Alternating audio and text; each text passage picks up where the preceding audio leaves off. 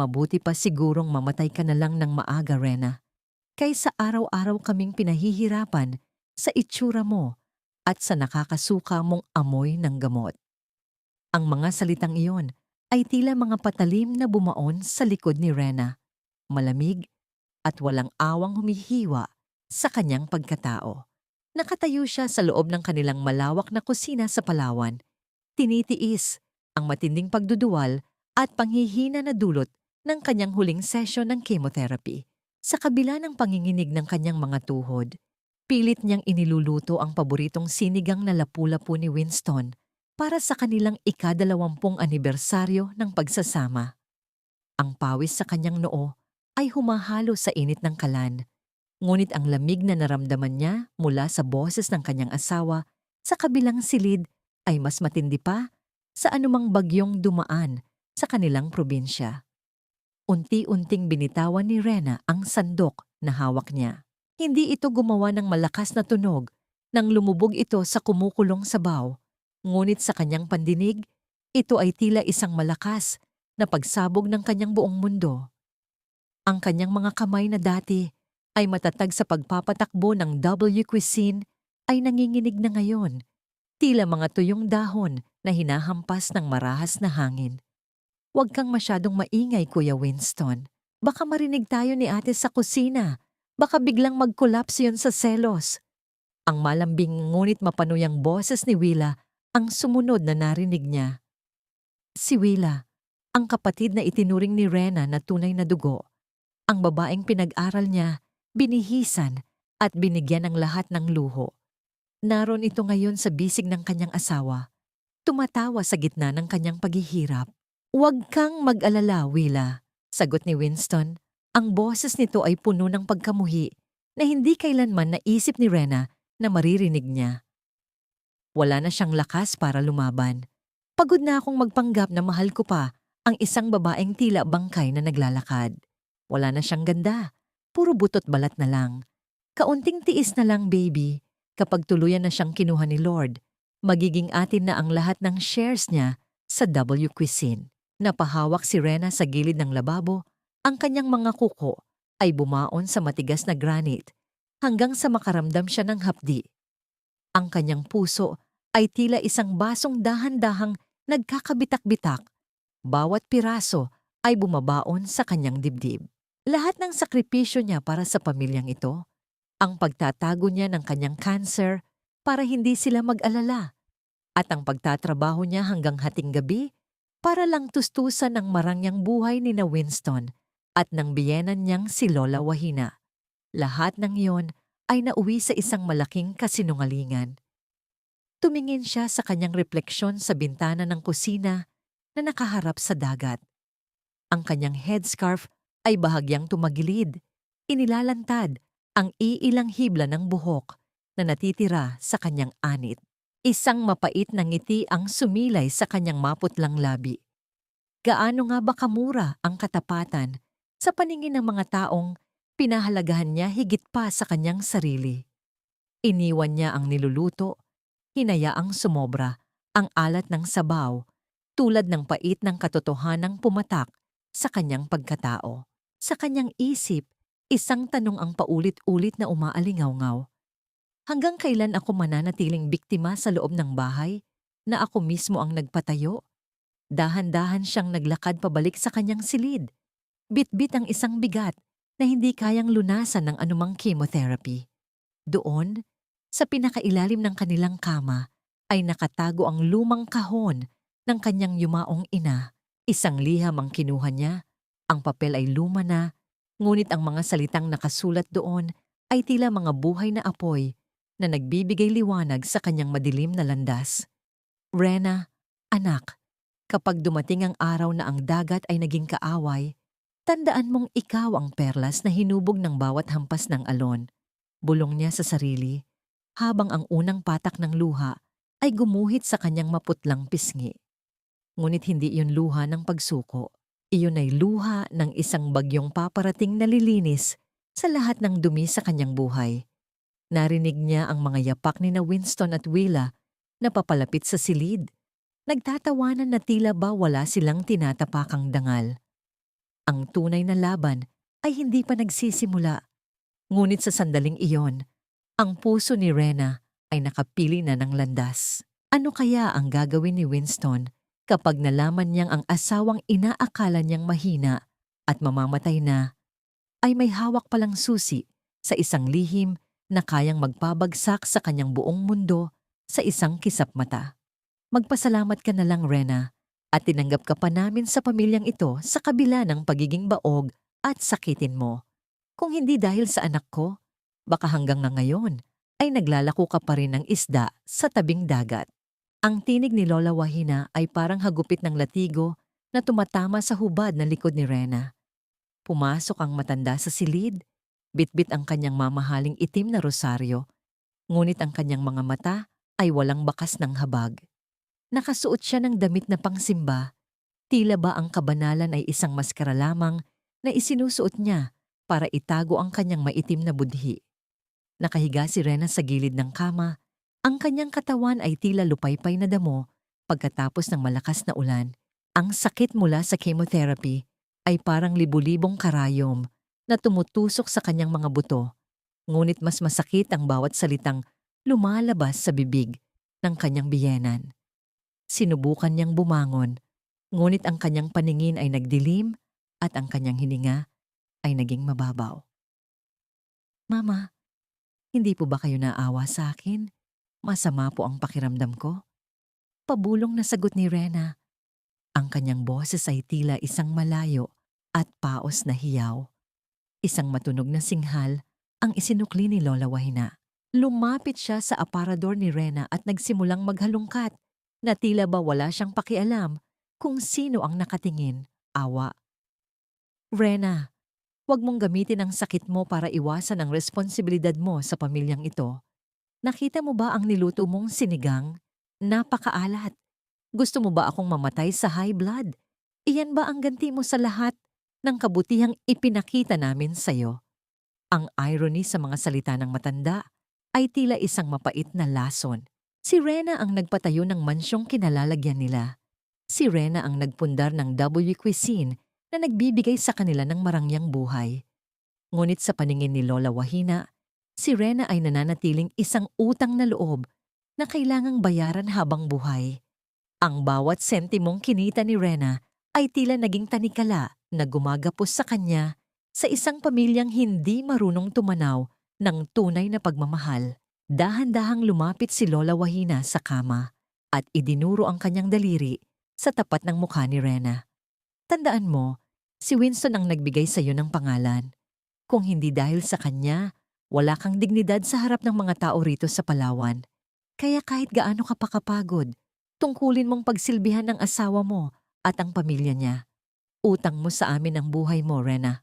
Sa bawat salitang binitawan ng matanda, naramdaman ni Rena ang unti-unting pagkamatay ng huling bahagi ng kanyang pag-asa. Ang dignidad na sinasabi ni Lola Wahina ay isa palang kulungan at ang utang na loob ay ang susi na itinapon na nila sa malalim na dagat. Nang lumabas si Lola Wahina sa silid, dala ang isang makapal na sobre na kinuha niya mula sa drawer ni Rena. Isang malamig na kaba ang bumalot sa dibdib ng babae. Pinilit ni Rena na gumapang patungo sa kanyang drawer. Ang kanyang mga daliri ay nanginginig habang binubuksan ang maliit na kahon kung saan niya itinatago ang pondo para sa kanyang susunod na chemotherapy session sa susunod na linggo. Ang kahon ay walang laman. Ang sobrang naglalaman ng kanyang pag-asa para sa buhay ay nawala na. Narinig niya ang malakas na halakhak ni Willa mula sa sala na sinusundan ng boses ni Lola Wahina. Heto Willa, anak, ibinili kita ng bagong gintong kwintas. Bagay na bagay ito sa'yo. Hindi tulad ng tuyot na lieg ni Rena na parang balat ng pag-ong. Napatulala si Rena sa kisame. Ang bawat patak ng ulan na nagsisimulang humampas sa kanilang bubong ay tila bawat sentimong pinaghirapan niya na ngayon ay winawaldas ng mga taong naghihintay na lamang sa kanyang huling hininga. Sa gitna ng katahimikan ng kanyang silid, isang katanungan ang pilit na kumakawala sa kanyang isipan. Hanggang kailan ko titiisin ang pagiging alipin ng sarili kong tagumpay? habang ang sarili kong kamatayan ay ninanakawan na rin nila ng karapatan. Napakasakit mamatay sa loob ng isang bahay na puno ng mga taong hindi ka naman mahal, Nay. Para akong nalulunod sa gitna ng tuyong lupa. Ang bulong na ito ni Rena ay tila naglaho sa hangin habang nakaupo siya sa sahig ng kanyang silid, yakap ang kanyang sariling mga binti. Ang kadiliman ng gabi sa Palawan ay mas lalong nagpatingkad sa kalungkutan ng kanyang puso. Wala na ang perang pambayad sa kanyang kemo, wala na ang tiwala sa kanyang asawa, ngunit sa gitna ng kanyang kawalan ng pag-asa, ang kanyang mga mata ay natuon sa isang lumang kahon na gawa sa kahoy na nara, ang tanging alaala ng kanyang yumaong ina na si Justice Remedios. Dahan-dahan niyang inabot ang kahon. Ang amoy ng lumang papel at sandalwood ay tila isang mainit na yakap mula sa kabilang buhay. Sa bawat paghapos niya sa magaspang na ukit ng kahoy, nararamdaman niya ang presensya ng kanyang ina, isang babaeng kilala sa kanyang talino at paninindigan bilang isang thumb fan sa kanilang lalawigan. Nang buksan niya ang lihim na compartment sa ilalim ng kahon, tumambad sa kanya ang isang makapal na sobrang kulay dilaw. Sa ibabaw nito ay may nakasulat na pamilyar na sulat kamay. Para sa aking mahal na Rena, basahin mo ito kapag ang mundo ay nagsimula nang maging malupit sa iyo. Nanginginig ang mga daliri ni Rena habang binubuklat ang mga pahina. Hindi lamang ito isang liham ng pamamaalam. Ito ay isang legal na dokumento na may selyo ng korte. Habang binabasa niya ang bawat salita, tila ba bumibilis ang pintig ng kanyang puso na kanina lamang ay parang hihinto na. Ang W Cuisine ay hindi lamang isang negosyo, Rena. Ito ay ang iyong dangal. Nakasulat sa liham. Alam ko ang ugali ng pamilyang pinasukan mo. Kaya naman, bago ako nawala, tiniyak ko na ang bawat porsyento ng shares na ipinamana ko sa iyo ay may kalakip na moral clause o clause of decency. Nanlaki ang mga mata ni Rena. Ayon sa dokumento, sa sandaling mapatunayan na ang kanyang asawa ay gumawa ng anumang immoral na gawain, gaya ng pakikiapid o pagnanakaw sa pondo ng kumpanya, automatikong mawawalan si Winston ng anumang karapatan sa pamamahala at sa lahat ng ari-arian ng pamilya. Lahat ng ito ay babalik sa kontrol ni Rena at ang mga taong umaabuso sa kanya ay maiiwang walang kahit isang kusing. Isang matalim na liwanag ang sumilay sa mga mata ni Rena. Isang liwanag na matagal nang nawala dahil sa kanyang sakit. Ang kanyang ina, sa kanyang huling hininga, ay nag-iwan ng isang sandata na hindi kayang baliin ng kahit anong pananakot ni Winston o ni Lola Wahina. Ang bawat pang-aapi, bawat sampal at bawat sentimong ninakaw nila ay magiging mitsa ng kanilang sariling pagkawasak. Hindi niyo ako mapapatay ng ganoon kadali. Bulong ni Rena sa dilim. Ang kanyang boses ay hindi na nanginginig. Ang akala niyo ay mahina ako dahil sa aking sakit, pero hindi niyo alam na ang bawat patak ng gamot na dumadaloy sa aking ugat ay nagbibigay sa akin ng dahilan para mabuhay at makita ang inyong pagbagsak. Biglang bumasag sa katahimikan ang mahinang pag-vibrate ng kanyang telepono sa ibabaw ng mesa. Sa screen ay lumabas ang isang numero na matagal na niyang hindi nakikita. Isang numerong pagmamay-ari ng isang taong nangako ng katapatan sa kanya noong mga panahong siya pa ang reyna ng dalampasigan. Inabot niya ang telepono, ang kanyang puso ay tila isang tambol na naghahanda para sa isang malaking laban. Nang sagutin niya ang tawag, isang baritonong boses ang narinig niya mula sa kabilang linya. Handa na ako, Ma'am Rena. Nakuha ko na ang mga dokumentong kailangan nyo mula sa bangko. Saan tayo magtatagpo? Isang mapait ngunit determinadong nangiti ang sumilay sa mga labi ni Rena. Sa simbahan, Weldon, doon tayo magsisimulang maglinis ng mga anino. Ibinaba niya ang telepono at muling tumingin sa salamin. Ang babaeng nakita niya ay hindi na ang may sakit na asawang nagmamakaawa para sa pag-ibig. Ang babaeng naroon ay isang mandirigmang handang harapin ang bagyo kahit na wala na siyang buhok na iwagayway sa hangin. Ngunit sa kabila ng kanyang determinasyon, isang katanungan ang pilit na bumabagabag sa kanya. Sapat ba ang katibayan ng papel laban sa kasamaang matagal nang nag-ugat sa puso ng mga taong itinuring niyang pamilya? At handa ba siyang isakripisyo ang huling piraso ng kanyang natitirang lakas para sa paghihiganting ito? Ang lupa ay tila biglang naglaho sa ilalim ng mga paa ni Rena habang tinatahak niya ang madilim na pasilyo ng kanilang hardin. Sinubukan niyang humakbang patungo sa gate, bitbit ang kanyang maliit na bag para sa kanyang lihim na appointment sa ospital, ngunit ang kanyang katawan ay tuluyan ng bumigay. Ang bawat kalamnan niya ay tila naging likido at ang mundo ay mabilis na uminog hanggang sa maging malabo ang lahat ng bituin sa langit ng Palawan. Ngunit bago pa man humalik ang kanyang mukha sa malamig na semento, naramdaman niya ang dalawang malalakas at magaspang na kamay na sumalo sa kanya. Isang pamilyar na amoy ng dagat at sabon ang bumalot sa kanyang pandama. "Ma'am Rena, kapit lang po kayo. Huwag kayong bibitiw." Ang boses ni Weldon ay mababa, ngunit puno ng pag-aalala.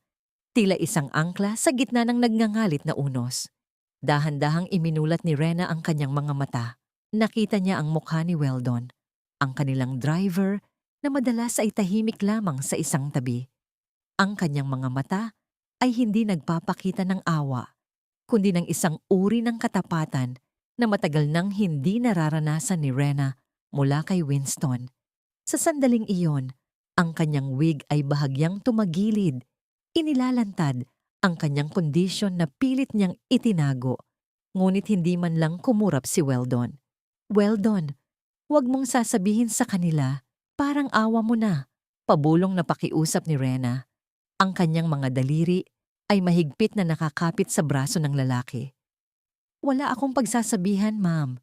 Ang tungkulin ko ay protektahan kayo, hindi saktan." Sagot ni Weldon.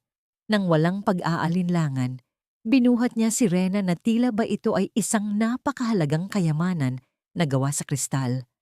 Maingat niya itong isinakay sa likod ng sasakyan at sa halip na ihatid sa mansyon, ay mabilis niyang pinatakbo ang makina patungo sa klinika.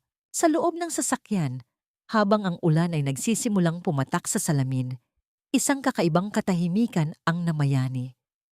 Kinuha ni Weldon ang kanyang sariling jacket at maingat na ipinatong sa mga binti ni Rena na nanginginig sa lamig.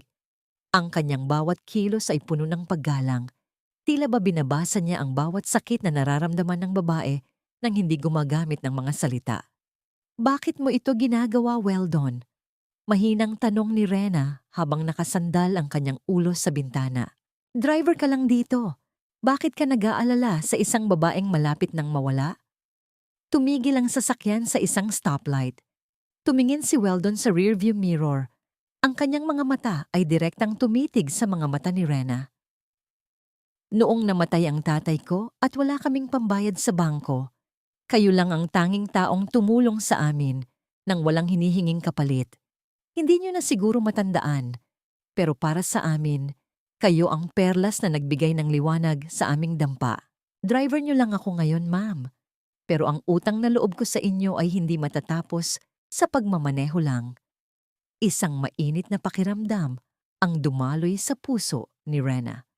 Sa gitna ng kataksilan ng kanyang sariling pamilya, isang estranghero ang nagpapaalala sa kanya na mayroon pa palang kabutihan sa mundo. Ang utang na loob na palaging ginagamit ni Lola Wahina para saktan siya ay tila nakahanap ng bagong kahulugan sa mga salita ni Weldon. Isang kahulugang puno ng pag-asa at tunay na malasakit. Nang makarating sila sa klinika, nanatili si Weldon sa labas ng pinto. Tila isang matatag na pader na nagbabantay laban sa anumang panganib. Ngunit habang abala si Rena sa loob, hindi nila napansin na sa kabilang panig ng kalsada, isang itim na sasakyan ang dahan-dahang huminto. Isang bintana ang bumaba at ang dulo ng isang cellphone camera ay sumilip. Ang tunog ng bawat pagkuha ng litrato ay nalunod sa ingay ng ulan, ngunit ang bawat kuha ay isang lason na nakahandang kumalat. Si Willa, na nakaupo sa loob ng itim na sasakyan ay may mapanuyang ng ngiti sa kanyang mga labi habang tinitingnan ang mga litrato ni Weldon na buhat-buhat si Rena. Ate Rena, ang akala ko ay banal ka, pero mukhang may itinatago ka ring dumi sa ilalim ng iyong mga dasal. Tingnan natin kung paano ka ipagtatanggol ni Winston kapag nakita niya ang mga ito. Habang si Rena ay humihinga ng malalim sa loob ng klinika, ramdam ang kaunting ginhawa mula sa mga gamot. Hindi niya alam na ang kanyang tanging kakampi ay magiging mitsa ng isa pang malaking iskandalo na sisira sa kanyang huling natitirang dignidad. Sapat ba ang katapatan ni Weldon para labanan ng mga kasinungalingang nakahanda ng isabog ni Willa at Winston? O ang tulong na ito ang huling pako na magsasara sa kabaong ng kanyang reputasyon? Ate Rena, uminom ka na nito. Pinagawa ko pa ito sa isang espesyalista para lang bumalik ang sigla mo. Ayokong makita kang nanghihina ng ganyan. Ang boses ni Willa ay kasing tamis ng pulot, ngunit sa pandinig ni Rena, ito ay tila kaskas ng isang matalas na kuko sa ibabaw ng yelo. Pumasok ang dalaga sa silid ni Rena, bitbit ang isang baso ng tubig at isang kulay kahel na kapsula. Ang kanyang mga ngiti ay tila perpekto, walang bahid ng dumi, ngunit ang mga mata nito ay mabilis na lumilibot sa silid. Tila naghahanap ng anumang ebidensya ng pagdalaw ni Weldon kagabi. Tiningnan ni Rena ang kapsula sa palad ng kanyang kapatid. Naalala niya kung paano niya pinulot si Willa mula sa kalsada noong bata pa ito. Kung paano niya ibinahagi ang kanyang pagkain, ang kanyang mga damit, at maging ang kanyang mga pangarap. Itinuring niya itong tunay na dugo, isang bahagi ng kanyang kaluluwa. Ngunit ngayon, ang kamay na nag-abot ng vitamins ay ang parehong kamay na yumayakap sa kanyang asawa sa dilim ng gabi. Salamat, Willa. Napakabuti mo talagang kapatid. Mahinang sagot ni Rena. Ang kanyang boses ay puno ng pait na ikinubli niya sa likod ng isang matamlay na ngiti. Kinuha niya ang gamot at kunwari ay inilagay sa kanyang bibig, ngunit sa isang mabilis na paggalaw ng kanyang dila, itinago niya ito sa ilalim ng kanyang unan nang tumalikod si Willa para ayusin ang mga kurtina. Siyempre naman ate, sino pa ba ang magtutulungan kundi tayo? Si Winston nga, kanina pa nag-aalala sa'yo. Sabi niya, baka kailangan mong magpahinga sa gitna ng dagat para mahipan ka ng sariwang hangin. Wika ni Willa habang nakatalikod. Isang kakaibang kislap ang dumaan sa kanyang mga mata nang humarap siyang muli kay Rena. Naisip namin, bakit hindi tayo mag-boating bukas sa Honda Bay? Tayong tatlo lang, para naman maiba ang paligid mo. Ramdam ni Rena ang biglang paglamig ng kanyang dugo. Ang Honda Bay ay maganda, ngunit ang mga alon doon ay mapanlinlang, lalo na sa mga bahaging malayo sa Pampang. Alam ni Winston na hindi marunong lumangoy si Rena at sa kasalukuyan niyang panghihina, ang isang aksidente sa gitna ng dagat ay magiging isang mabilis at malinis na paraan para mawala siya sa landas nila. Magandang ideya iyan, Willa. Gusto ko ring makita ang asul na dagat sa huling pagkakataon bago ang anibersaryo, sagot ni Rena. Ang kanyang puso ay tila isang tambol na nagbababala ng panganib. Nang lumabas si Willa sa silid, mabilis na kinuha ni Rena ang kapsula mula sa ilalim ng unan. Gamit ang isang maliit na aspile, binuksan niya ang balat nito. Ang pulbos sa loob ay hindi vitamins. Ito ay isang uri ng pampatulog at pampahina ng kalamnan na madalas gamitin sa mga pasyenteng kailangang manatiling paralisado sa higaan. Isang malakas na panginginig ang bumalot sa buong pagkatao ni Rena. Ang kapatid na inaruga niya ay hindi lamang magnanakaw ng asawa. Ito ay isang mamamatay tao na unti-unting nilalason ang kanyang natitirang lakas. Ang bawat haplos ni Willa sa kanyang balat kanina ay tila bakas ng isang ahas na naghahanda na siyang lamunin ng buo. Narinig niya ang mahinang bulungan sa pasilyo.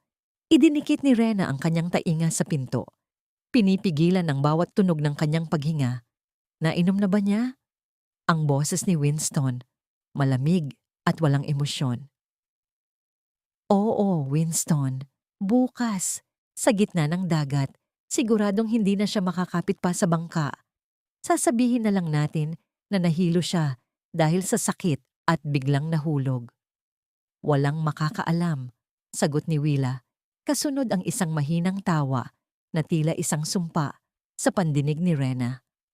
Napaatras si Rena at napaupo sa gilid ng kama. Ang kanyang mga mata ay natuon sa larawan nilang tatlo na nakasabit sa dingding. Isang larawan ng isang masayang pamilya na binuo sa ibabaw ng mga bangkay ng katapatan. Ang kanyang katawan ay nanginginig sa galit, sa takot, at sa matinding pagkadismaya. Ang akala niyo ay malulunod ako sa dagat na nagpalaki sa akin? Bulong ni Rena sa sarili, habang ang kanyang mga kuko ay bumaon sa telang sapin ng kama. Hindi niyo alam na ang dagat ng Palawan ang nagturo sa akin kung paano sumabay sa alon. At bukas, kayo ang lalamunin ng sarili ninyong bagyo. Ngunit habang tinitingnan niya ang kanyang nanginginig na mga kamay, isang tanong ang pilit na humahabol sa kanyang isipan. May sapat pa ba siyang lakas para lumaban sa gitna ng malalim na karagatan? O ang bukas na ba ang magiging huling sandali ng kanyang hininga sa ilalim ng asul na tubig? Ang katahimikan ng hating gabi sa mansyon ay tila isang mabigat na kumot na bumabalot sa bawat sulok ng bahay. Sa loob ng maliit na silid-aklatan na madalang nang pasukin ni Winston, nakaupo si Rena sa harap ng isang lumang computer. Ang tanging liwanag na nagmumula sa screen ay nagbibigay ng isang asul na anino sa kanyang maputlang mukha. Sa kanyang tabi, nakatayo si Weldon. Ang kanyang mga mata ay matalas na nakatuon sa bawat numerong lumalabas sa monitor. Sigurado ka ba rito, Weldon? Mahinang tanong ni Rena. Ang kanyang boses ay tila isang marupok na sinulid. Ang W Cuisine ay itinayo ko sa loob ng 20 taon. Paano nila nagawang ubusin ang pondo sa loob lamang ng 3 taon? Dahan-dahang itinuro ni Weldon ang isang folder sa screen. Ma'am, tignan niyo ang mga transfers na ito. Halos linggo-linggo, may malalaking halaga na napupunta sa isang kumpanyang nagngangalang Golden Petals Consultancy. Pero ayon sa records ng SEC na nakuha ko, ang kumpanyang ito ay walang opisina, walang empleyado, at ang tanging pirma sa mga dokumento ay kay Willa. Naramdaman ni Rena ang isang matinding hapdi sa kanyang dibdib, mas matindi pa sa anumang side effect ng kanyang gamot. Ang bawat sentimong ninakaw ni na Winston at Willa ay hindi lamang pera. Iyon ay ang pawis niya sa ilalim ng mainit na araw sa Palawan. Ang mga gabing hindi siya natulog para lamang masigurong maayos ang bawat sangay ng kanilang restaurant. At ang mga sakripisyong ginawa niya habang ang kanyang asawa ay nagsasaya sa mga party sa Maynila. Ninanakawan nila ako habang unti-unti akong kinakain ng sakit ko. Bulong ni Rena. Ang kanyang mga kamay ay mahigpit na nakakapit sa gilid ng mesa. Kinamit nila ang aking pagtitiwala para itayo ang sarili nilang palasyo sa ibabaw ng aking libingan. Huwag kayong mag-alala, Ma'am Rena. Wika ni Weldon, ang kanyang boses ay puno ng determinasyon. Ang bawat transaksyon na ito ay ebidensya ng pagnanakaw at grave abuse of confidence. Kasama ng moral clause na iniwan ng inyong ina, sapat na ito para bawiin ang lahat.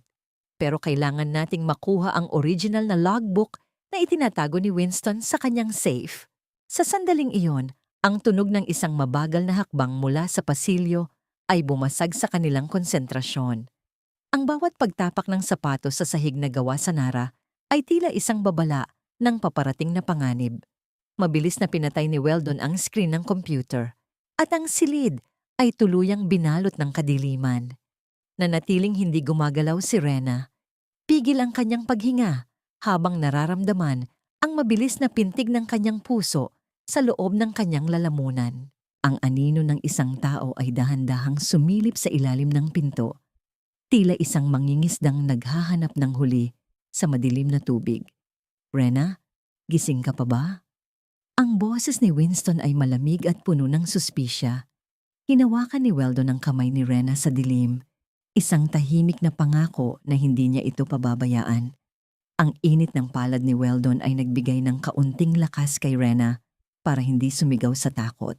Alam niya na kapag nahuli sila sa loob ng silid na yon, ang plano nila para sa anibersaryo ay tuluyang mabibigo at ang aksidente sa dagat bukas ay baka hindi na maantala pa. Dahan-dahang humawak si Winston sa doorknob. Ang bawat pag-ikot ng metal ay tila tunog ng isang pintong malapit ng sumabog. Ngunit bago pa man bumukas ang pinto, isang malakas na tunog ng basag na baso ang narinig mula sa kabilang panig ng mansyon, sa dako ng kusina. Anong nangyari doon? Narinig nilang bulong ni Winston bago mabilis na lumayo ang kanyang mga yapak patungo sa pinagmula ng ingay. Nakahinga ng malalim si Rena. Ang kanyang buong katawan ay tila naging malambot sa sobrang kaba. Salamat, Weldon. Pero paano ang ingay na yon? Ang pusa sa kusina, ma'am. Minsan, kailangan nating gamitin ang maliit na pagkakataon para makatakas sa malaking bitag.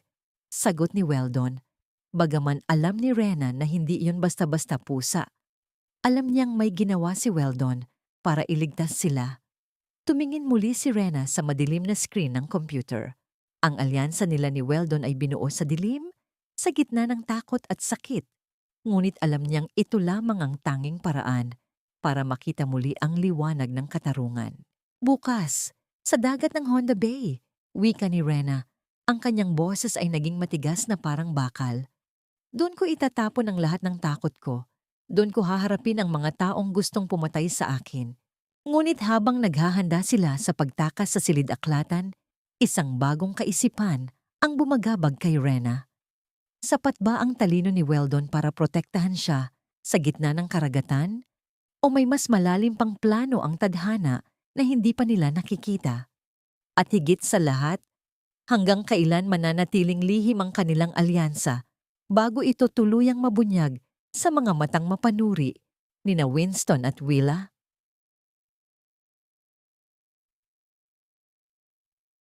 Hindi ko po kayo matitiis na makitang ganito, Ma'am Rena. Mas masakit pa po sa akin ang makita kayong unti-unting nauubos kaysa sa sarili kong kahirapan. Ang boses ni Weldon ay tila isang banayad na haplos ng hangin sa gitna ng mainit na gabi sa dalampasigan ng Palawan. Nakaupo sila sa isang lumang troso sa harap ng dagat, malayo sa mapanghusgang mga mata sa loob ng mansyon. Ang maputlang liwanag ng buwan ay nagbibigay ng pilak na kislap sa mga alon na dahan-dahang humahalik sa pampang.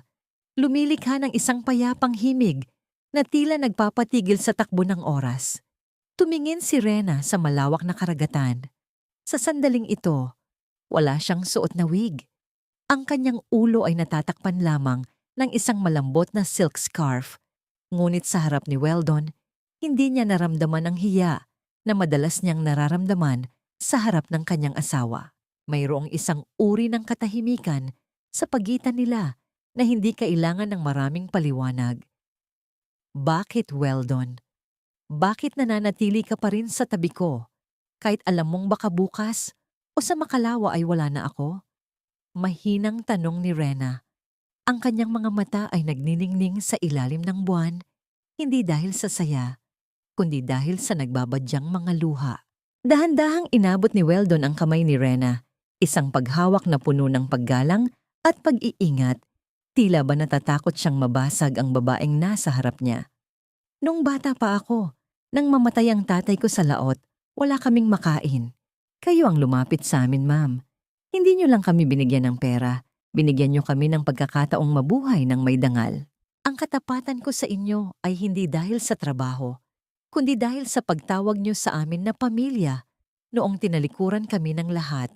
Isang butil ng luha ang tuluyang pumatak sa pisngi ni Rena. Sa loob ng maraming taon, naniwala siya sa utang na loob na itinanim ni Lola Wahina, isang utang na kailangang bayaran ng pagdurusa. Ngunit sa harap ni Weldon, natutunan niya ang tunay na kahulugan ng pasasalamat. Ang pag-ibig at katapatan ay hindi isang utang na kailangang singilin, kundi isang regalong kusang ibinibigay. Salamat, Weldon. Salamat sa pagpapaalala sa akin na tao pa rin ako sa kabila ng lahat ng ito. Bulong ni Rena. Sa isang maikling sandali, isinandal niya ang kanyang ulo sa balikat ni Weldon. Naramdaman niya ang tibay ng katawan ng lalaki, isang proteksyong matagal na niyang hinahanap sa maling tao. Ang init na dumadaloy mula sa balikat ni Weldon ay tila isang gamot na mas mabisa pa sa anumang kemikal na itinuturok sa kanya. Ngunit ang kapayapaang iyon ay biglang napunit ng ang isang malakas na liwanag mula sa flashlight ay tumama sa kanilang mga mukha. Ang tunog ng mga yapak sa buhangin ay mabilis at puno ng galit. Aba, ang galing mo talagang umarte, Rena. Nagagawa mo pang makipaglandian sa driver habang sinasabi mong mamamatay ka na. Ang boses ni Winston ay tila kulog na bumasag sa katahimikan ng gabi. Nakatayo siya ilang metro ang layo, kasama si Willa na may hawak na cellphone at nakangiting mapanuri. Ang mukha ni Winston ay pulang-pula sa galit at ang kanyang mga mata ay tila nagniningas sa poot. Winston, hindi ito ang iniisip mo. Mabilis na tumayo si Rena. Pilit na inaayos ang kanyang scarf habang nanginginig ang buong katawan. Huwag mo akong lokohin. Nakita namin ang lahat.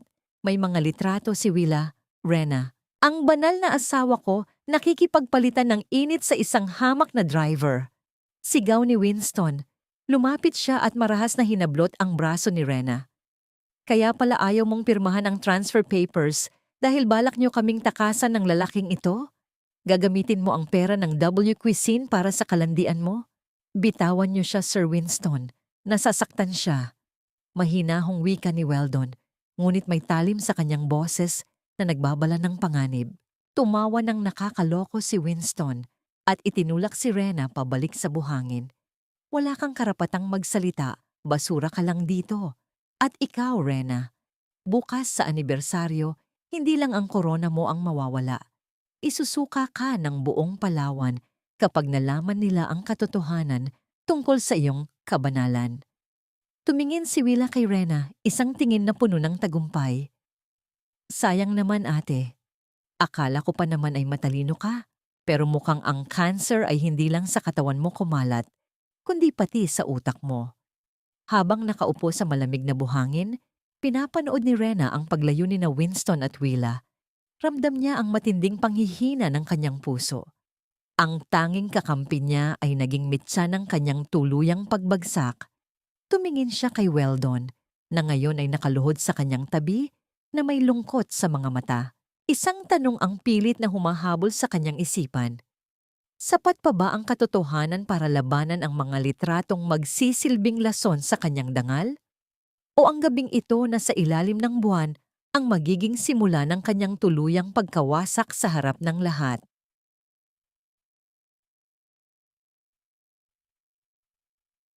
Ang pinakamagandang damit ay walang silbi, Rena, kung ang nagsusuot nito ay tila isang bangkay na hinihintay na lamang ang kanyang sariling burol. Ayusin mo ang tindig mo dahil ayokong mapahiya sa harap ng mga bisita bukas. Ang boses ni Winston ay puno ng pagmamataas habang inilalapag niya ang isang pulang-pulang gown sa ibabaw ng kama ni Rena. Ang kulay ng tela ay tila sariwang dugo. Isang matinding kaibahan sa maputla at halos transparent na balat ni Rena. Hinawakan ni Winston ang balikat ng kanyang asawa. Ngunit hindi ito isang haplos ng pagmamahal. Ito ay isang mahigpit na pagkakahawak na tila nagsasabing siya ang nagmamay-ari sa bawat hininga nito. Nakatitig lamang si Rena sa gown. Alam niyang ang pulang kulay na ito ang paborito ni Willa. Ang pagsusuot nito sa gabi ng kanilang ika-20 anibersaryo ay hindi isang parangal para sa kanya, kundi isang paraan para saktan siya ng paulit-ulit. Ito ang maskara na kailangan nilang ipakita sa buong Palawan. Ang imahe ng isang matagumpay at mapagmahal na pamilya, habang sa loob ay nabubulok na ang lahat ng pundasyon.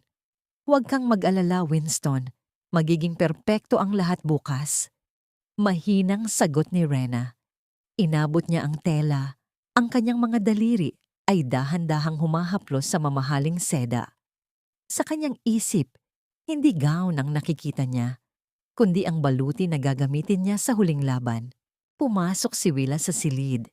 Bitbit ang isang set ng mga mamahaling alahas. Ate, hayaan mong tulungan kitang mag-makeup bukas. Lalagyan natin ng kulay ang mga pisngi mo para hindi halata ang sakit mo. Gusto ni Winston na magmukha kang buhay sa harap ng mga kamera. Ang bawat salita ni Willa ay tila isang tawa ng tagumpay. Alam ni Willa na hawak niya ang mga litrato mula sa dalampasigan. Sa paningin ng magkasintahan, si Rena ay isang talunan na lamang na naghihintay ng hatol. Inakala nilang dahil sa panghihina ng kanyang katawan, tuluyan na ring namatay ang kanyang talino. Salamat, Willa. Napakabuti mong kapatid. Ulit ni Rena, ang kanyang boses ay tila isang malamig na bulong mula sa ilalim ng lupa. Maya-maya pa ay pumasok din si Lola Wahina na may bitbit na isang baso ng mainit na gatas. Inumin mo ito, Rena. Kailangan mong magkaroon ng lakas para bukas. Sayang naman ang perang ginastos namin sa party na ito kung hihimatayin ka lang sa gitna ng entablado. Tandaan mo ang utang na loob mo sa anak ko. Pinapaganda ka niya sa harap ng lahat, kahit ikaw mismo ay parang basura na. Ininom ni Rena ang gatas ng walang pag-alinlangan. Alam niyang ito na ang huling pagkakataon na makikinig siya sa mga pang-iinsulto ng matanda. Ang bawat salita ni Lola Wahina ay tila nagdaragdag ng gasolina sa apoy na matagal na niyang itinatago sa kanyang dibdib. Nang maiwan siyang mag-isa sa silid, isang mahinang katok ang narinig niya sa kanyang bintana. Dahan-dahan niyang binuksan ang kurtina at nakita si Weldon na nakatayo sa labas, basang-basa sa hamog ng gabi. May iniabot itong isang maliit at manipis na envelope. Ma'am, nakuha ko na ang huling piraso ng puzzle mula sa bangko sa Maynila. Kinumpirma nila na ang lahat ng pera mula sa Golden Petals ay dinaloy sa isang personal na account ni Winston sa Singapore. Bulong ni Weldon, ang kanyang mga mata ay puno ng pag-asa at tapang. Nanginginig ang mga kamay ni Rena habang binubuksan ang envelope. Doon ay nakita niya ang mga bank statement na may petsa at oras. Ang huling pako sa kabaong ng kataksilan ni Winston. Ang lahat ng paghihirap niya, ang lahat ng pagnanakaw nila ay nakasulat na sa mga papel na ito ng malinaw at hindi maitatanggi. Isang matalim na ngiti ang sumilay sa mga labi ni Rena. Sa loob ng silid na yon, sa gitna ng pulang gown at mga mamahaling alahas, hindi na siya ang biktima. Salamat, Weldon. Magpahinga ka na. Bukas, pagkatapos ng party na ito, wala nang magiging anino sa buhay natin. Wika ni Rena.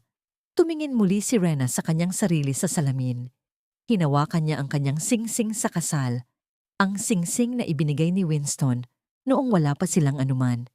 Dahan-dahan niya itong inalis sa kanyang daliri at inilagay sa loob ng envelope kasama ng mga ebidensya. Bukas, ang maskara ng tagumpay ay tuluyang mapupunit. Ang pulang gown na ito ay hindi magiging kulay ng kanyang pagsuko, kundi magiging kulay ng dugong dadanak sa reputasyon ng mga taong sumira sa kanyang buhay. Ngunit habang tinitingnan niya ang kanyang maputlang mukha, isang katanungan ang pilit na humahabol sa kanya. May sapat pa ba siyang oras para makitang bumagsak sila bago ang kanyang sariling katawan ang tuluyang bumigay sa sakit?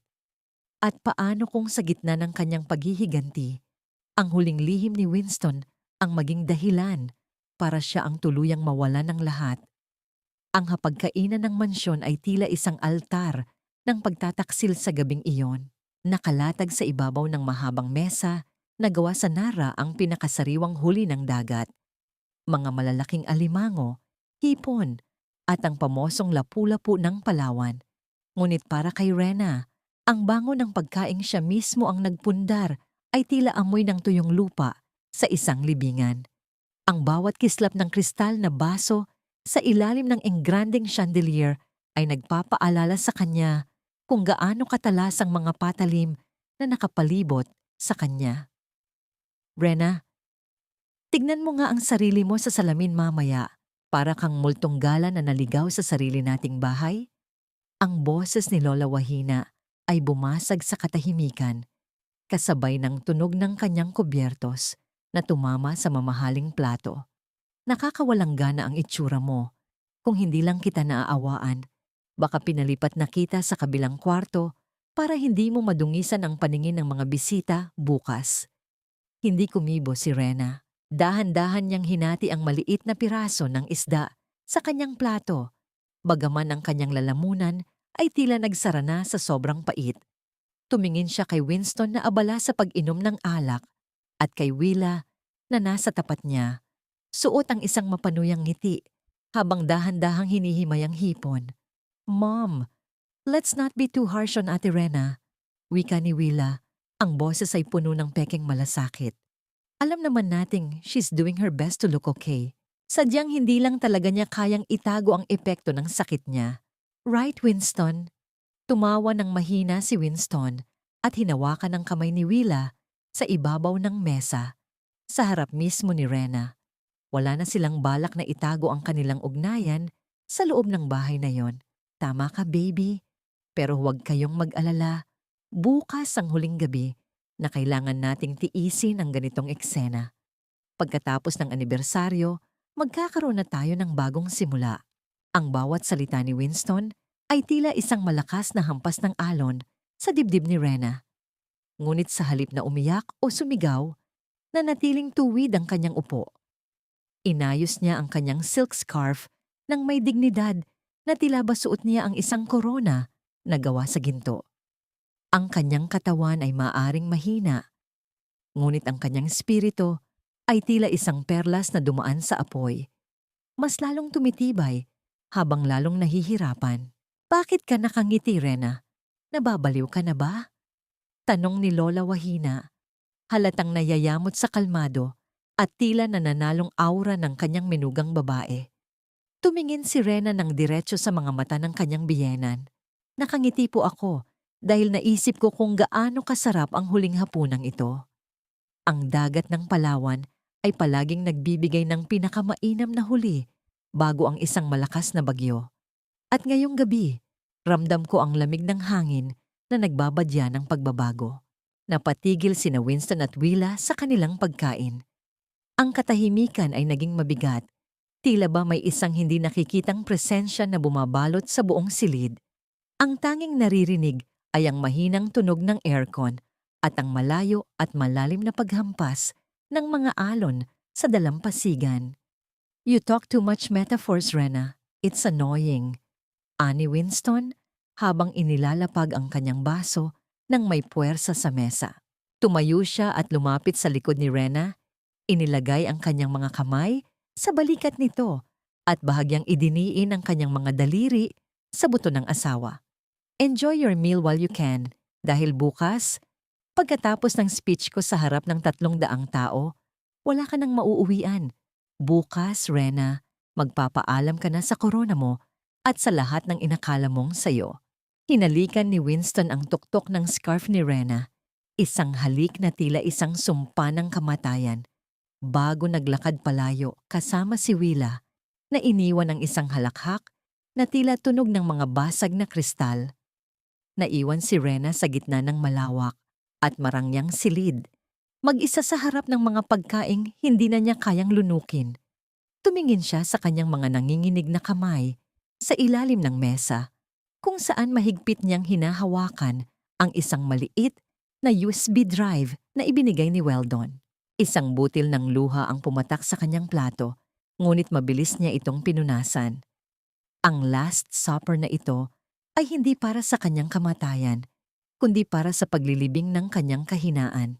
Ngunit habang tinitingnan niya ang anino ni Winston na naglalaho sa pasilyo, isang katanungan ang pilit na humahabol sa kanya. Mayroon ba siyang sapat na lakas para makatayo bukas kapag ang lahat ng mata ay nakatingin na sa kanya? At ano ang gagawin niya kung sa huling sandali ang kanyang sariling katawan ang maging pinakamalaking hadlang sa kanyang paghihiganti? Ladies and gentlemen, tonight is not just a celebration of 20 years of W Cuisine. It is a celebration of the truth that we have been hiding behind the closed doors of our mansion. Ang boses ni Winston ay umalingaw-ngaw sa buong ballroom ng pinakasikat na hotel sa Palawan. Ang liwanag ng mga kristal na chandelier ay tumatama sa kanyang mamahaling suit na nagbibigay sa kanya ng hitsura ng isang perpektong Ginoo. Ngunit para kay Rena, na nakaupo sa gitna ng unang mesa, ang boses na iyon ay tila tunog ng isang hatol ng kamatayan. Suot niya ang pulang gown na ibinigay ni Winston, isang kulay na tila sumisigaw sa gitna ng karamihan. Ngunit ang kanyang mukha ay maputla pa rin sa kabila ng makapal na makeup na inilagay ni Willa. 300 mga mata mula sa alta sosyedad ng probinsya ang nakatuon sa entablado. Ang bulungan ng mga panauhin ay tila mahinang huni ng mga bubuyog, puno ng suspisya at pag-aabang. Sa tabi ni Rena, nakaupo si Lola Wahina na panay ang kumangiti sa mga kakilala, habang si Willa naman ay nakatayo sa gilid ng entablado. Hawak ang kanyang baso ng champagne at may mapanuyang kislap sa mga mata. Alam niyo pong lahat kung gaano ko kamahal ang asawa ko? Pagpapatuloy ni Winston, ang kanyang boses ay naging malungkot at tila puno ng pagsisisi. Pero dumating ang panahon na kailangan nating harapin ang katotohanan. Si Rena ay hindi na ang babaeng nakilala ninyo noon. Dahil sa kanyang lumalalang kondisyon, hindi lang ang kanyang katawan ang nanghina, pati ang kanyang katapatan sa ating pamilya at sa kumpanyang ito ay tuluyan ng naglaho. Naramdaman ni Rena ang biglang pagtahimik ng buong silid. Ang bawat tibok ng kanyang puso ay tila isang malakas na tambol sa loob ng kanyang dibdib, masakit at nakakabingi. Humigpit ang kapit niya sa kanyang maliit na clutch bag, kung saan nakatago ang USB drive at ang mga dokumento ng kanyang ina. Tumingin siya sa paligid at nakita si Weldon na nakatayo sa likuran, malapit sa control booth ng mga projector. Tumango ng bahagya si Weldon, isang tahimik na senyales na handa na ang lahat. "It hurts me to say this," wika ni Winston habang tumitingin ng diretso kay Rena. "Pero ang aking asawa ay nakikipagrelasyon sa aming sariling driver. Habang ako ay nagpapakapagod para sa W Cuisine, siya naman ay nagpapakasasa sa ibang kandungan. Hindi lang yan. Ginamit niya ang pondo ng kumpanya para tustusan ang kanyang mga lihim na gawain dahil alam niyang hindi na siya magtatagal sa mundong ito." Isang malakas na singhap ang narinig mula sa mga panauhin. Ang mga bulungan ay naging malakas na ingay ng panghuhusga. Tumingin si Lola Wahina kay Rena at umiling ng may pandidiri. Tila ba siya ang pinakamakasalanang babae sa buong mundo? "Winston, tigilan mo ang mga kasinungalingang yan." Mahina ngunit nanginginig na wika ni Rena. Halos lamunin ng ingay ng bulwagan ang kanyang boses. Sinubukan niyang tumayo, ngunit nanghina ang kanyang mga tuhod sa bigat ng emosyon at pagod na matagal niyang kinimkim. At ang pinakamasakit sa lahat, patuloy ni Winston, mas tumalim ang kanyang tingin at naging malamig ang kanyang tono, ay ang pagtatago niya ng katotohanan.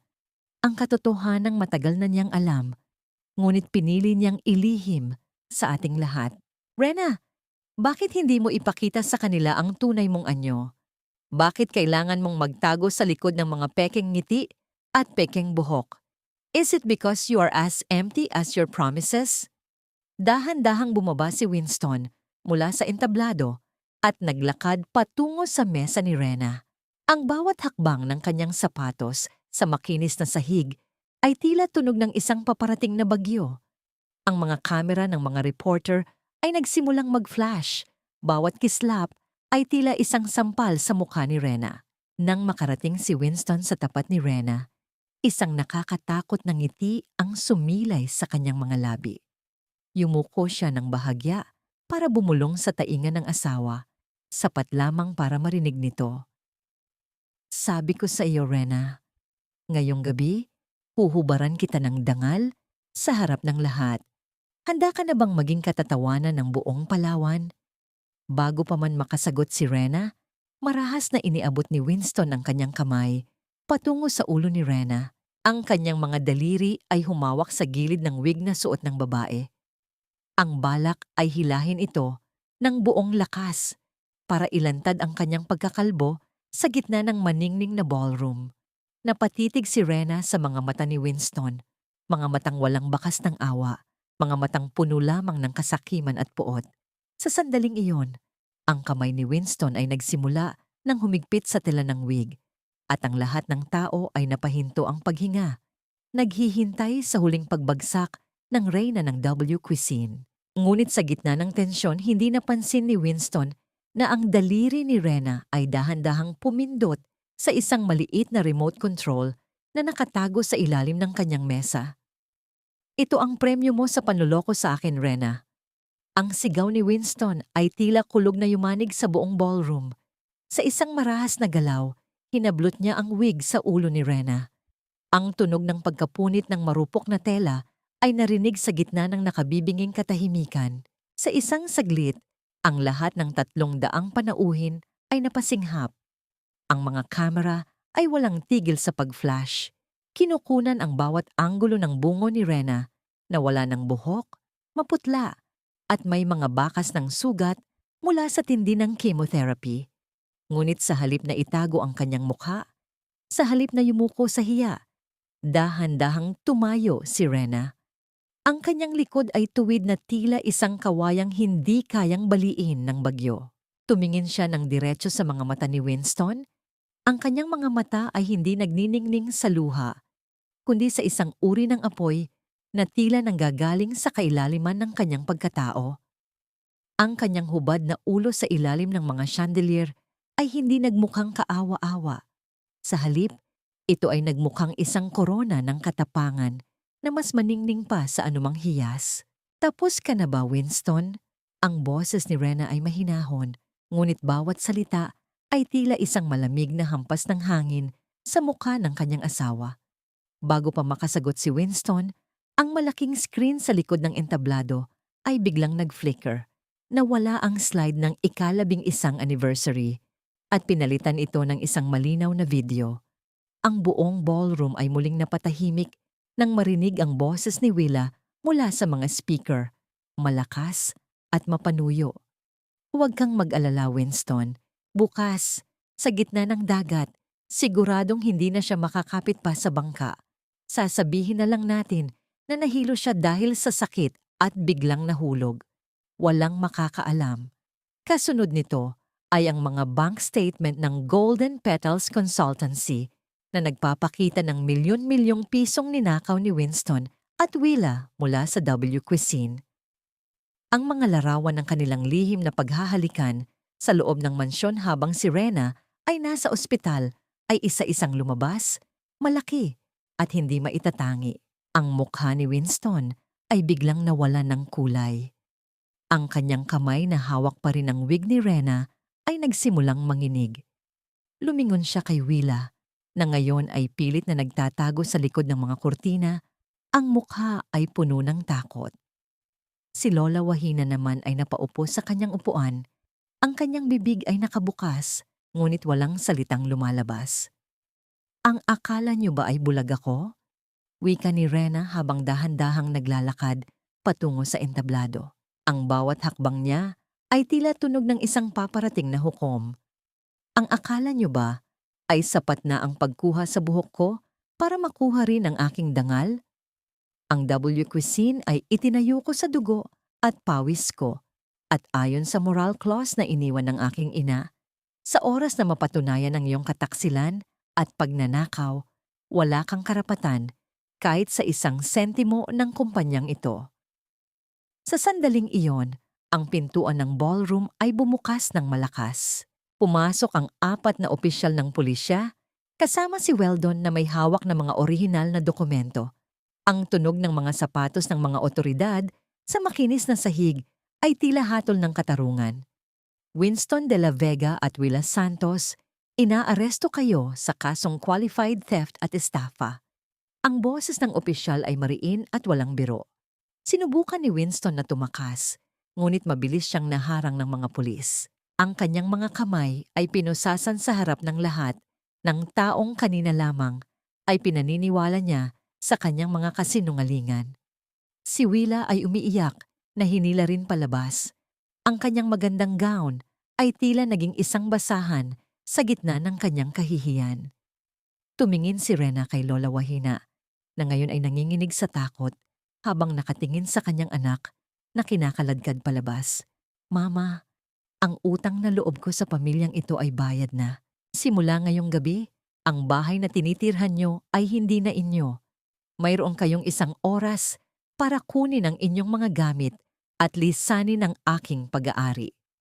Nang tuluyan ng mailabas ang mga traidor, ang buong ballroom ay binalot ng isang kakaibang katahimikan. Tumingin si Rena sa mga panauhin. Ang kanyang hubad na ulo ay nakataas pa rin ng may karangalan. Ngunit habang unti-unting nawawala ang adrenaline sa kanyang katawan, naramdaman niya ang matinding panghihina. Ang bawat paligid ay nagsimulang uminog at ang mga boses ng mga tao ay naging malayo at malabo. Ma'am Rena, ang huling narinig niya ay ang boses ni Weldon bago tuluyang magdilim ang kanyang paningin. Naramdaman niya ang mga bisig ng lalaki na sumalo sa kanya. Tila isang matatag na pader na nagpoprotekta sa kanya laban sa tuluyang pagbagsak. Sa gitna ng kanyang kawalan ng malay, isang tanong ang naiwan sa isipan ng lahat ng nakasaksi. Ang tagumpay ba ni Rena ay sapat na para bigyan siya ng lakas na labanan ang sakit na unti-unti pa rin kumakain sa kanyang katawan? O ang gabi ba ng paghuhukom na ito ang huling sandali ng kanyang ningning sa mundong ito? Ang amoy ng antiseptic at puting paligid ng silid sa ospital ang bumati kay Rena nang dahan-dahan niyang imulat ang kanyang mga mata. Hindi na ang mabigat na chandelier ng ballroom ang kanyang nakikita, kundi ang marahang pag-ikot ng electric fan sa kisame at ang sinag ng araw na sumisilip sa pagitan ng mga kurtina. Sa kanyang tabi, naroon si Weldon, nakaupo sa isang silya at mahigpit na hawak ang kanyang mga kamay. Tila ba natatakot itong mawala siya sa isang kisap mata. Naramdaman ni Rena ang gaan ng kanyang ulo. Wala na ang wig, wala na ang mabigat na telang pula ng kanyang gown, at wala na rin ang bigat sa kanyang dibdib na bitbit niya sa loob ng 20 taon. Ang kanyang bawat hininga, bagaman mababaw pa rin, ay tila isang himig ng kalayaan na matagal na niyang ipinagkait sa kanyang sarili. Ma'am Rena, gising na po kayo. Salamat sa Diyos. Ang boses ni Weldon ay basag, puno ng emosyong hindi na niya kayang itago. Sabi ng doktor, sobrang pagod at stress lang po ang naging dahilan ng pag-collapse nyo. Pero kailangan nyo pa ring magpahinga ng matagal. Isang mahinang ngiti ang sumilay sa mga labi ni Rena. Weldon, kumusta ang lahat? Tapos na ba ang bagyo? Tumango si Weldon at kinuha ang isang pahayagan sa lamesa. Ang balita sa harapang pahina ay tungkol sa iskandalo sa W Cuisine. Nasa kulungan na po sina Winston at Willa. Hindi sila pinayagang mag-bail dahil sa tindi ng ebidensya ng pagnanakaw at tangkang pananakit sa inyo. Si Lola Wahina naman. Tumigil sandali si Weldon, tila nag-aalangan. Umalis na po siya sa mansyon kagabi. Wala siyang dalang kahit ano kundi ang kanyang mga lumang damit. Nakita siya ng mga kapitbahay na naglalakad sa kalsada, umiiyak, at tinatawag ang pangalan ni Winston. Pero wala nang gustong tumulong sa kanya. Naalala ni Rena ang mukha ni Lola Wahina nang paalisin niya ito. Ang mukha ng isang reynang nawalan ng kaharian. Ang mukha ng isang babaeng nabuhay sa kasinungalingan at ngayon ay kinakain ng sarili niyang anino. Hindi naramdaman ni Rena ang saya sa paghihiganti. Ang naramdaman niya ay isang malalim na katahimikan. Ang utang na loob na naging tanikala niya sa mahabang panahon ay tuluyan ng naputol, hindi dahil sa galit, kundi dahil sa katotohanang siya mismo ang nagpalaya sa kanyang sarili. Ang WB Cuisine? Kumusta ang mga empleyado? Muling tanong ni Rena. Ang kanyang isip ay agad na bumalik sa mga taong umaasa sa kanya. Lahat sila ay naghihintay sa inyong pagbabalik, ma'am. Si Attorney Weldon na po ang pansamantalang nag-aayos ng mga legal na dokumento para mailipat sa inyo ang lahat ng kapangyarihan sa pagpapatakbo. Sagot ni Weldon, ang kanyang mga mata ay nagniningning sa paghanga. Hinaplos ni Rena ang kanyang hubad na ulo. Sa unang pagkakataon, Hindi niya naramdaman na siya ay may sakit. Naramdaman niya na siya ay isang mandirigmang, may mga peklat ng digmaan. Ang cancer ay nananatili pa rin sa kanyang katawan, ngunit ang lason na mas matindi pa rito, ang kataksilan ng kanyang pamilya, ay tuluyan na niyang naisuka. Well done. Gusto kong bumalik sa Palawan, sa dalampasigan kung saan ako lumaki. Bulong ni Rena. Gusto kong marinig ang tunog ng mga alon nang walang halong ingay ng mga kasinungalingan. Gusto kong makita ang pagsikat ng araw nang hindi iniisip kung anong pananakit ang daranasin ko sa araw na yon. Dahan-dahang tumayo si Weldon at inayos ang una ni Rena. Dadalhin ko po kayo roon, ma'am. Kahit saan niyo gustong pumunta, sasamahan ko kayo. Hindi na kayo mag-iisa sa pagharap sa mga alon. Isang mainit na pakiramdam ang bumalot sa puso ni Rena. Ang katapatan ni Weldon ay tila isang angkla na nagbibigay sa kanya ng lakas para muling lumaban para sa kanyang buhay. Sa kabila ng lahat ng sakit, sa kabila ng lahat ng nawala, natagpuan niya ang isang bagay na mas mahalaga pa sa anumang kayamanan. Ang tunay na pagkakaibigan at ang kapayapaan ng isang malinis na budhi. Tumingin si Rena sa labas ng bintana, kung saan ang asol na langit ng Palawan ay tila nag-aanyaya sa kanya sa isang bagong simula. Ngunit habang naghahanda siya para sa kanyang paggaling, isang huling katanungan ang nanatili sa kanyang isipan. Sapat ba ang kanyang natitirang panahon para maranasan ang tunay na kaligayahan? At sa huling yugto ng kanyang buhay, mayroon pa bang puwang ang pagpapatawad sa isang pusong matagal nang pinahirapan? 6 na buwan ang mabilis na lumipas mula noong gabi ng paghuhukom sa W Cuisine. Ang hanging amihan sa Palawan ay tila may dalang bagong himig, isang mahinahon at mapayapang awit na nagpapagaan sa bawat tibok ng puso ni Rena. Nakatayo siya sa dalampasigan. Ang kanyang mga paa ay dahan-dahang hinahalikan ng malamig na tubig dagat. Ang tunog ng mga alon na humahampas sa pampang ay hindi na parang ingay ng panganib, kundi parang bulong ng isang kaibigang nagpapaalala sa kanya na siya ay buhay, malaya at ligtas. Hinaplos ni Rena ang kanyang ulo. Wala na ang scarf, wala na ang wig. Ang kanyang buhok ay tumutubo na ng kusa. Maikli pa, tila mga hibla ng malasot lang sinulid na kulay itim. Ngunit para sa kanya, ito ang pinakamagandang koronang kailanman ay isinuot niya. Ang bawat sentimetro ng kanyang buhok ay simbolo ng kanyang muling pagsilang mula sa mga abo ng kataksilan at sakit. Ang kanyang huling test sa ospital ay nagpakita ng magandang resulta. Ang cancer ay unti-unti nang natatalo ng kanyang kagustuhang mabuhay. Ma'am Rena, baka malamigan kayo rito. Heto po ang shawl nyo. Ang boses ni Weldon ay nananatiling mahinahon at puno ng malasakit. Lumapit ang lalaki at maingat na ipinatong ang isang puting tela sa mga balikat ni Rena. Hindi na suot ni Weldon ang uniforme ng driver. Siya na ngayon ang tumatayong tagapamahala ng mga legal na aspeto ng W Cuisine habang tinatapos niya ang kanyang huling taon sa law school sa tulong ni Rena. Salamat, Weldon. Muling ngumiti si Rena. Tumingin siya sa malayo, kung saan ang araw ay nagsisimulang lumubog, nagbibigay ng kulay kahel at lila sa buong kalangitan.